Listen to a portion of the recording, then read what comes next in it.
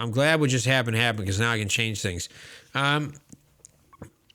You know when you have friends that you like love, but like they continuously like make people like.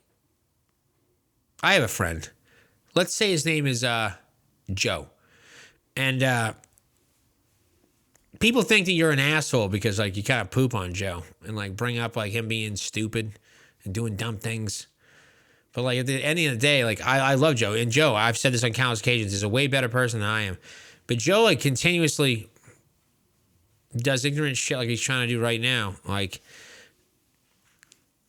where it's just like it's you love him so much, but you also realize that like this person like is the reason you're gonna die at the ripe age of like 50, because like you're gonna call him and you're gonna be like, Joe, like what's going on, man? I miss you. And he's gonna be like, hey, let me talk to you about something real quick.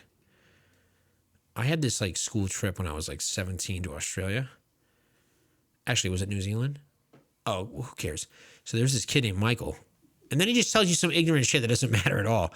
And like, cause as soon as he starts, you think your friend's going to talk to you about something like awesome. Like, oh man, I went to Australia or New Zealand. Oh man, like, well, shit, like Lord of the Rings. Oh, fucking New Zealand. Oh, it's crazy. Kiwis. Oh, Tasmanian devils. Oh, no. He's going to talk to you about like how him and some other fucking kid like went and tried to give somebody a seizure by like putting a strobe light on like a fucking computer program and say, hey, Michael, you have epilepsy? That's something like, again, you can't buy friends like that. Those friends just come out of nowhere.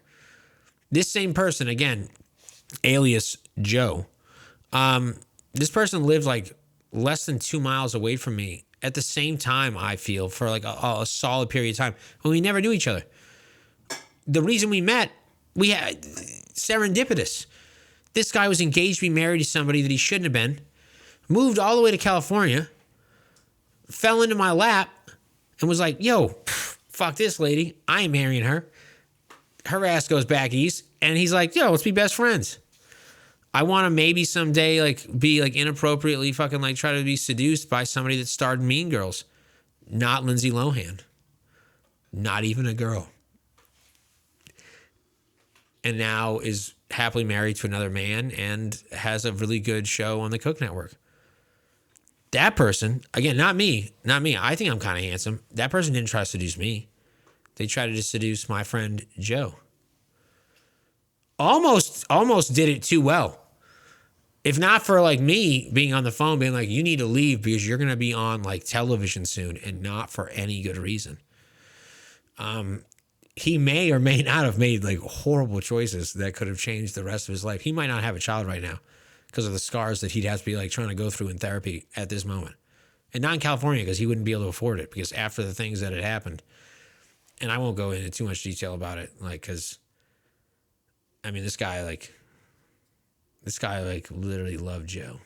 He wanted Joe's bod to get ready for the girls that weren't coming to his house. I know for you people this isn't like relevant, or you don't know what I'm talking about, but what I'm saying is that Joe is so nice that when somebody blatantly continues to show Joe that he has no intention of hooking him up with hot Beverly Hills hotties, and in fact what he wants is for Joe to do some inappropriate drugs and maybe take out his I'm sure this guy thought you were from like, I'm sure he thought you were from like the Midwest, like somewhere like that. He was like, man, I'm going to get this Cornhusker to like take his pants off and do terrible things to me. I know, that's what I'm saying. Like he was like, oh man, I'm going back home. And it didn't happen, thankfully, because like I was on the phone like, get out. I've seen too many episodes of the original CSI to think that you are going to have a good night. You know what's going to happen? Somebody is going to call me and say, we have specimens of your best friend's semen, and it's not in places that you want to know about. It's not. It's all up in Mean Girls guy. I know. Semen, just to say. His semen, your semen, tomato. No. Tomato. You don't have microphones. Shut the fuck up. Okay, so, again, like, that's when you know you got a good friend, when your friend will tell you, not only tell you, but like live you through that story. That's why I know that I love Joe. Again, this could be anybody.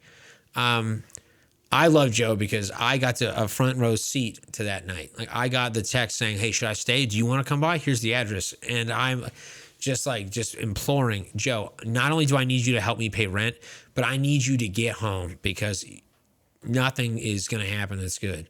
I know you just got out of a huge breakup. I know you're not engaged anymore, but Jonathan has no interest in getting you laid by a woman. He just wants you to do some illicit drugs, and he'd like a story where he can talk about how, man, I met somebody from like the middle of like Hokey Skokey, Missouri, and like he just like made my evening. He didn't even know I was in Mean Girls, and we just did terrible things. And to quote something that Joe tried to, oh man, I just Jackson Pollocked all over. If you're intelligent, you know that that's a terrible thing I just said. If you're not, then it just sounds like I have like some kind of like fun Tourette's.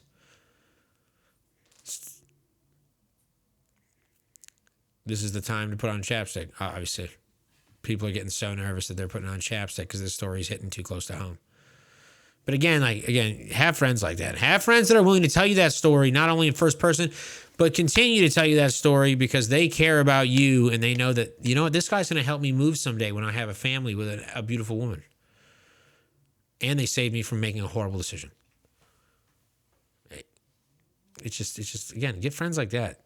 And again, Joe could be anybody. It could be Timmy. Or it could be Joe. Or Timmy. But so no rant this week, just an appreciation of like the fact that I love Joe Nuska. Oh yeah, sorry, it's Joe. Yeah, see how I said the last name? It's Joe. That's the whole story. It's not like it could be Joe. It's Joe.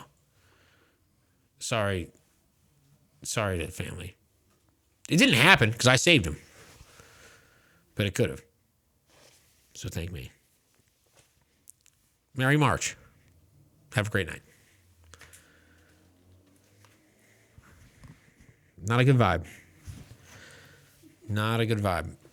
Again, a Merry March. Fuck me, man. Yeah, it's too fun. Too fun. Oh, no, you got to cut now. That was awful. Hey, guys and girls. If you took the time to check us out today, make sure to check out all future episodes by following us on Instagram, where you can also find our link tree in our bio, where you'll be directed to our Spotify and YouTube page. Oh, man, I love how amazing you just did that. That was incredible. You'll be directed right to our page. And, again, this is Dicks in Your Life. Thanks for watching. You heard all of the shenanigans he was just talking about. We're on Spotify, YouTube. You can subscribe on our page. It's Dicks in Your Life. You shouldn't have to search that long. There's not too many.